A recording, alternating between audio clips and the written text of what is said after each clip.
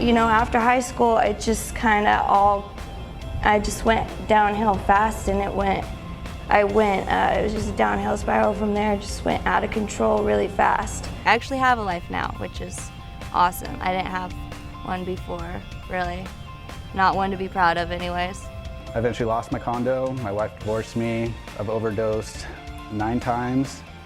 And to be here is not easy, but honestly, I feel I should be dead. I live in a beautiful area. I play sports. I love sports. It's really kind of easy to make me happy.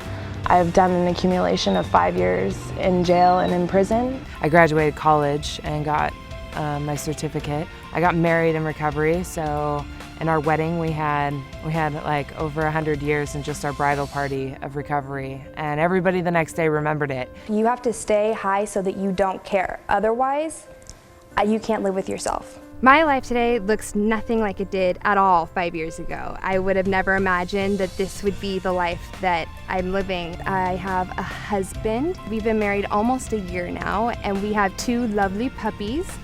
I just couldn't stop, and it got to the point where I wanted to die, but you know, I couldn't do it myself. I surf, I dive, I stand-up paddle, I go on trips with friends. I have a ton of friends today that actually care about me. I lost my best friend. He died in my hands from what we call a hot shot of heroin. It was heroin that was poisoned, and that really didn't stop me. It really didn't faze me. You know, it's such a cliche, that cheesy line of my worst day sober is still better than my best day high,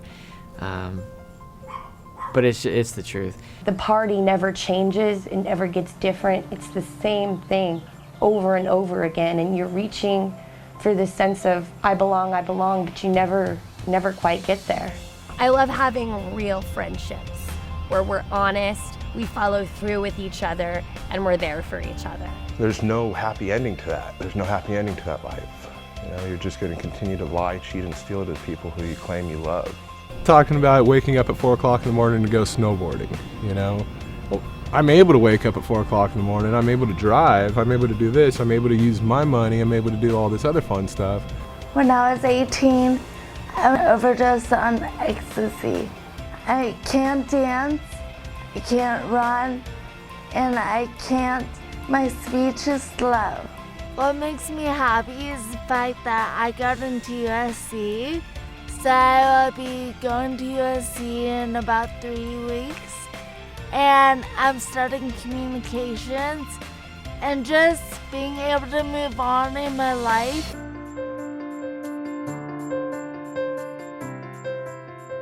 Yesterday is history. Most people who end up getting overtaken by addictions, they've had a broken heart somewhere along the way. And really, with all the work I do, I focus on heart issues. And when people tell their story and there's someone else that hears and validates their journey and can understand and help them connect some pieces, hope begins to be born. There's a genetic thing that's going on too. In my family, almost everybody has had problems with addiction. And it could be half the reason why I see patients, why they come into a hospital like to see me, is half the reason is their biology was off balance even before they started their first drink or a drug, that their brain was set up to have this unusual attraction to alcohol or drugs, like a potato chip effect. They take one drink, they want a second one.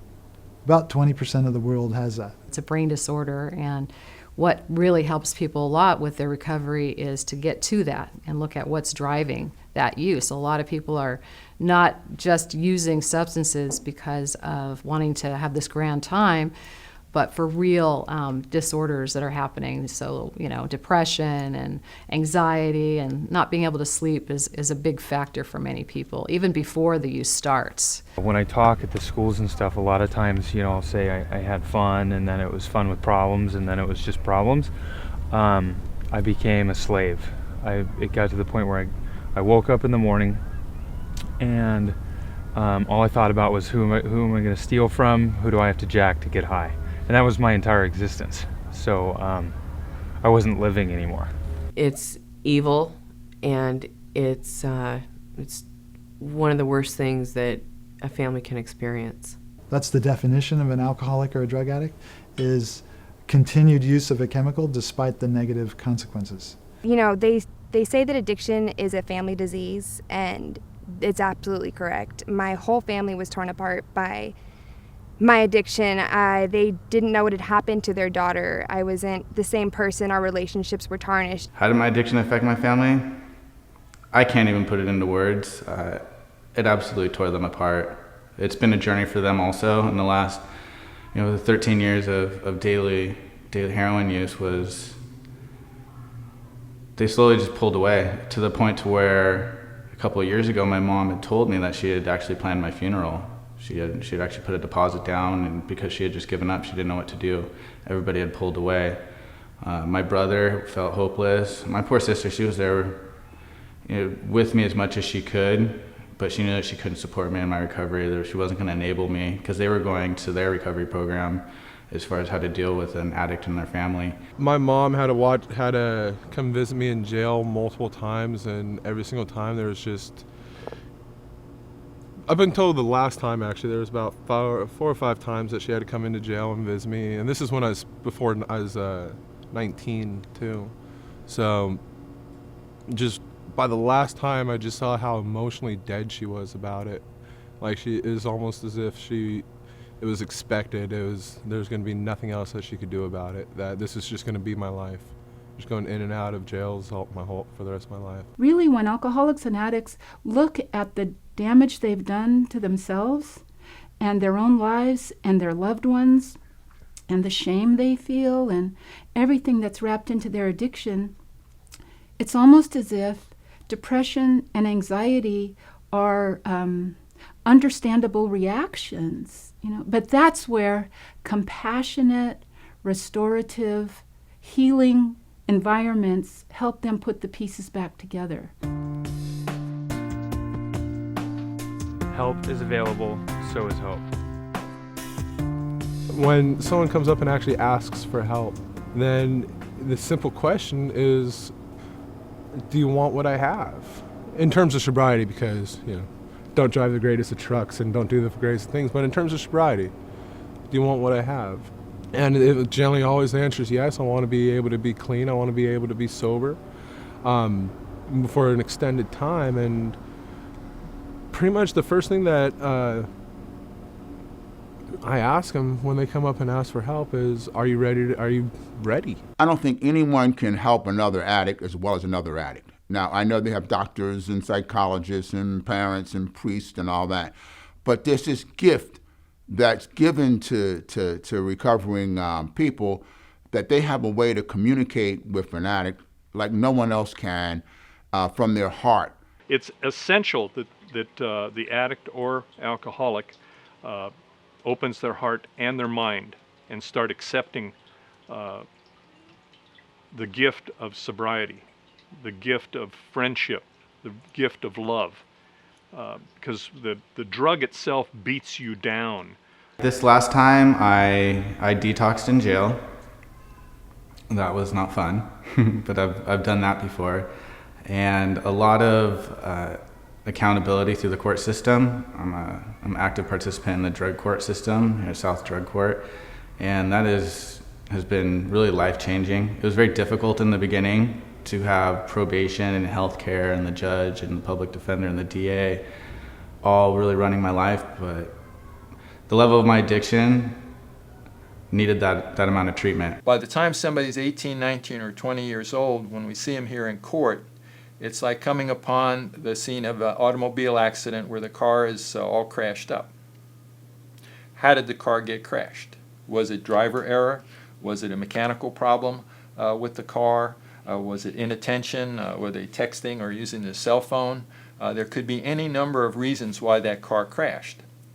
So we have to look at any number of reasons why the person needs treatment, not just maybe for substance abuse, but some type of other counseling or other treatment with other issues that they're dealing with that's contributed to the substance abuse. There's a physical part of this, and there's an emotional part. I mean, the other half of the reason why people come into treatment is that they're running from anger and guilt and resentment and inferiority and unworthiness and grief and loss and abuse and stress.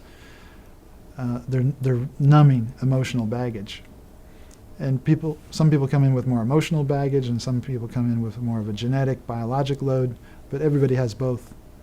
You know, it all depends on the individual. I try to get to know the person a little bit, to find out what's important to them. Maybe it's a child, maybe it's a grandparent, maybe a husband or a wife. Everybody's different. Family participation is very important in this recovery process, especially for adolescents, you know, along with everybody, whether they're adults or adolescents. The participation and support of the family is essential. It's known as a family disease in the treatment field, and so they are required to participate so that they can have the skills, the education about how to support this and get better, because everybody has their role in order to get better. So yeah, it's very, very essential and important that they do participate. As part of the focus of our young people's group, we try to learn from them, so perhaps we can do things a little bit better. And oftentimes I'll have the group divided into two sections and ask them a question and ask them to just write down their collaborative answer. And sometimes we ask the question, what could my parents have done to prevent me from using drugs? It's interesting, some of the responses we get, such as not give me money, understand what our problems are and who we are, give us a healthy balance between controlling us and being lenient. They also sometimes say restrict us from our bad friends or our bad influences, teach us better coping skills. One that I particularly liked was spend more in picture of a clock with me, spend more time with me. They want people to, for example, the parents not to use drugs in front of them or not to make drugs accessible to them. And so there's just a number of influences and opportunities for us to learn, what the young people feel that could be done to have prevented this or to help them through this. You offer treatment and you offer recovery, and you tell them, I can't support ongoing addiction in your life, but I will support with everything in me any steps toward recovery that you make. And as parents, we would do, there's nothing that would stop me. I wouldn't think, well, I'm saving for retirement. I would just, if my kid wants recovery, my kid has got it. If I put it on credit cards, I will do it.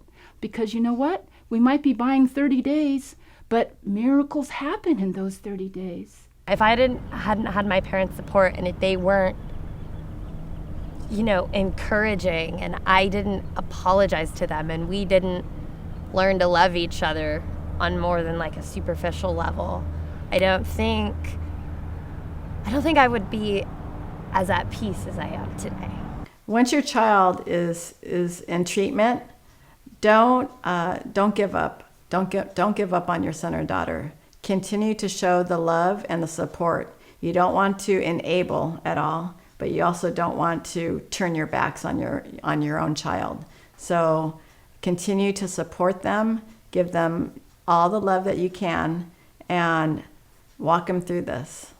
We as a city have decided that we're going to take on educating the parents and the adults in our kids' lives. And we know through fact, we have school resource officers that are very knowledgeable about what's going on in the schools.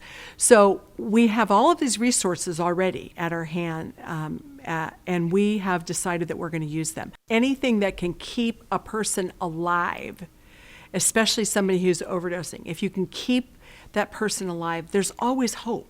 It usually takes about 3 or 4 months for the brain scan to look like the real person that's fully functioning, where their brain is actually recharged enough to have a lot more good days than bad days. So there's this 3-month period of time when people are still technically under the influence of their drugs. It just takes time for the dust to settle, and their brains have to heal. So it's a process. Once the brain starts to repair, people can manage stressful situations, manage cravings, manage a lot of those things that people are really uncomfortable dealing with. I guess the biggest message would be it takes willingness to want it. And some people never get that chance. I mean, they die before they get the chance to be willing to get this. And I can say out of 14 years of using and doing all that stuff, compared to the 4 years I have, the 4 years I have, the fun and the quality of life is so much better in comparison to the 14 years. By far, the majority of people that really do treatment really make it. The problem is the majority of people don't do the treatment. The majority of people want to just come in, do detox 5 or 7 days, and then go out and hope that they stay sober, maybe hit some meetings. And the majority of those people don't make it. So many people that are just ready for that week. They're ready for that month. Oh, I need to be clean for the next week, however much time. Because my experience just with watching everybody, when you're clean, if you're into it and you're into it hard, and you're clean for a short period of time, when you get back into it, you're going to get back into it right where you left off. You matter. What inspired me to get clean was my life just kind of coming to a point where there's these series of events that had happened, and the culmination kind of being empty inside, feeling like materialistically, emotionally, spiritually, that I had nothing left. I have my family, they loved me still, I had a roof over my head, but inside there was no drive left, there was no willingness to live a good life, just completely void of anything inside. And I think that it finally just came to a head, and for whatever reason on one particular day, I was done. I thought it was because, it's because you're in jail, and I said that's not the case. I've gotten high in jail. And then it was like, it's because you're in treatment, and I've gotten high in treatment before, and it's because I'm on probation or I'm in drug court, and people get high in drug court and when they're on probation. I've been on formal probation before drug court, and I still was able to get loaded. But really what it was is I came across a situation a couple weeks ago where literally it was in my possession. There was a lot of pills, and I played the tape in many different ways. I'm like, okay, drug court, well maybe I can get away with this, and maybe I might lose my job, and that wasn't the case. But it was really like, if I get high tonight, what then? I put my sobriety in the number one position in my life. My sobriety, my recovery is in front of my wife, it's in front of my children, it's in front of everything that I do. Nothing comes in front of it, because if I am not sober, if I'm not clean and sober, I won't have a wife, I won't have my children, I won't have a job, I won't have a home here in Laguna Beach. My life has purpose. My life is to, number one, stay sober, and number two is to help another recovering person, find this recovery and have a new life. And so I wake up every day with that. I can't go wrong. The addict needs to know that they're going to have support. They need to know they're going to be understood. They need to know that they've got people there that they can rely on, that they can count on, so that when they can't count on themselves, they know they're accountable for others. Today I have a great life. I'm married to a great guy who's very good to me, my children. I'm close with my family. But probably the biggest reason is my husband and I work in the recovery business, and we have clients that I'm accountable to. And there's been rough times where I've considered drinking or using or, and I think about those little faces, and my clients keep me accountable.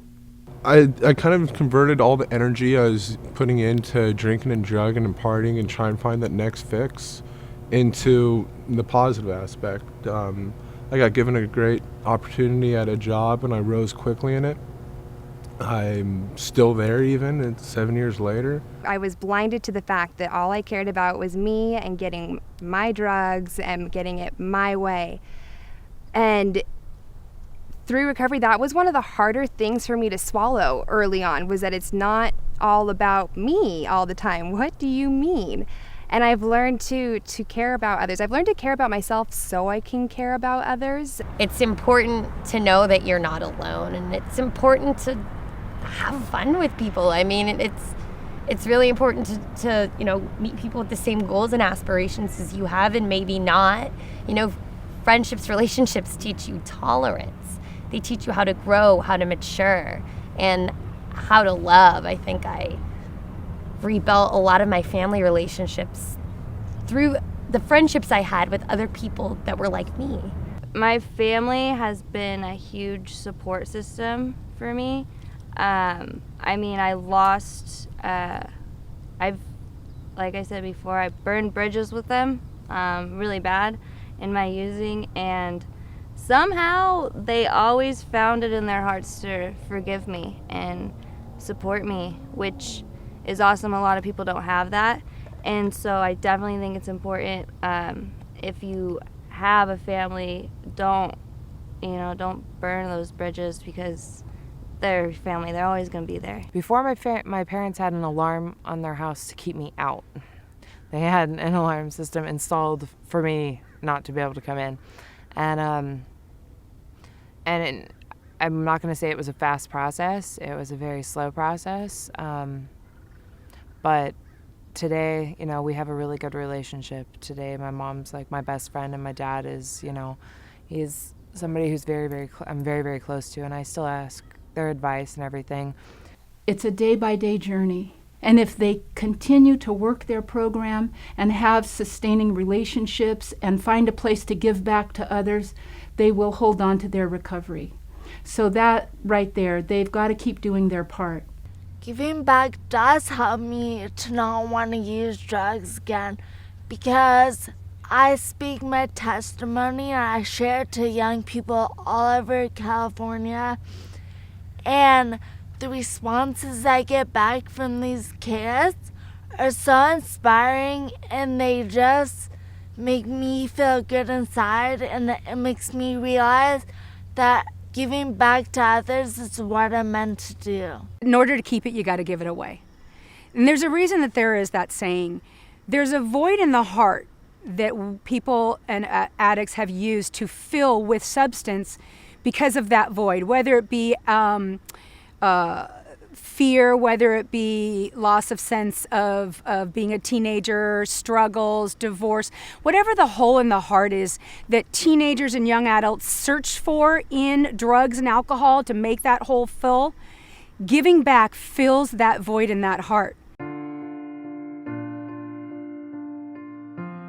The opportunities are endless. Recovery is hope. There's hope in life. There's so much to be had, and there's so much to give, and there's so much hope for all of those out there. I was a bottom of the barrel, sitting in prison, junkie, and I'm here today, clean and sober and happy. And if there's hope for me, there's hope for you. The things that I have today, and not materialistically, but like the people that I have, and the quality of the people, the quality of the relationships I have. It's just incredible. I have this clarity, so that if I wake up in the morning, I know exactly where I'm at, I know why I'm there, I have a plan for the day, and if I make mistakes throughout the day, which I do, I'll make a mistake, I'll lie, or I'll be rude, or I'll be selfish, or whatever the things are that I do.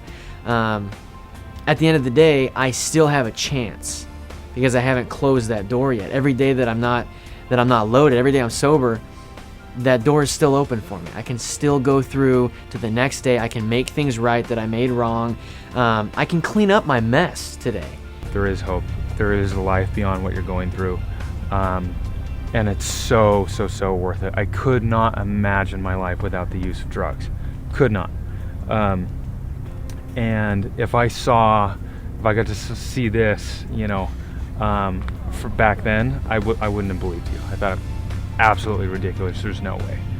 There is hope, because I'm here today, because I have been hopeless to the point to where I was ready to take my own life, where I couldn't imagine trying to dig myself out of this hole of dependence, addiction, just absolute chaos, and just believing in something bigger than myself and believing in the people around me that it is possible to get clean, no matter. I used opiates on a daily basis for 13 years. I never thought I could imagine life clean and sober, and I have. I get to live today.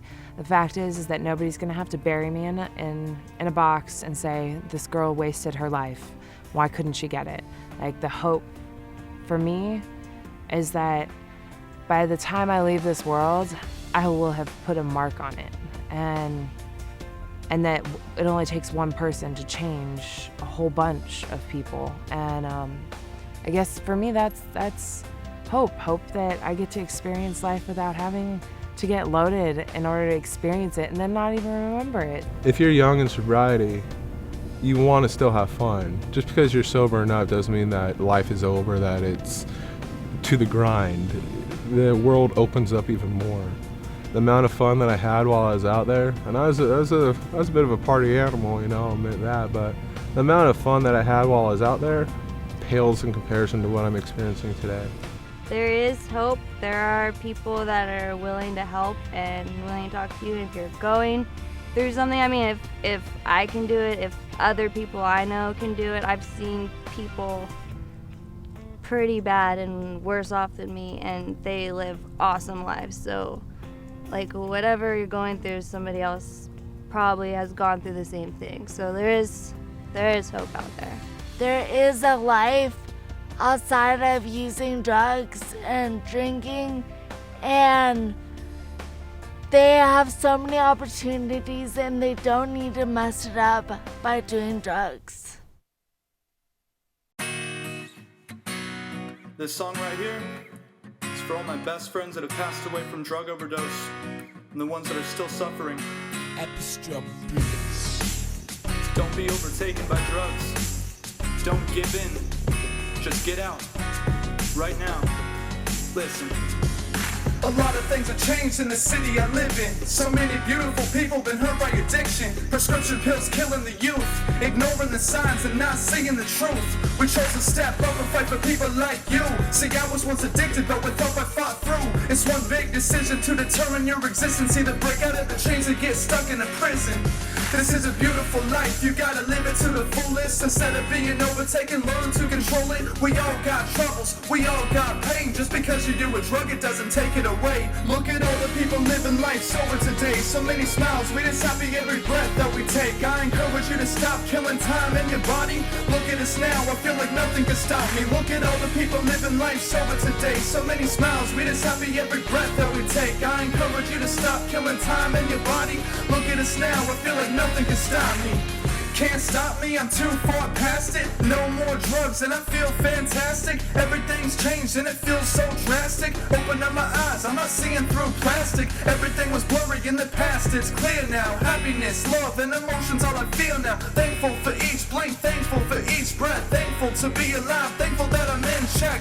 One day at a time, now I got a clear mind. All I see is sunshine, warms up the heart, lights up the dark, sets like a spark. It's time to dig apart, let's do it now.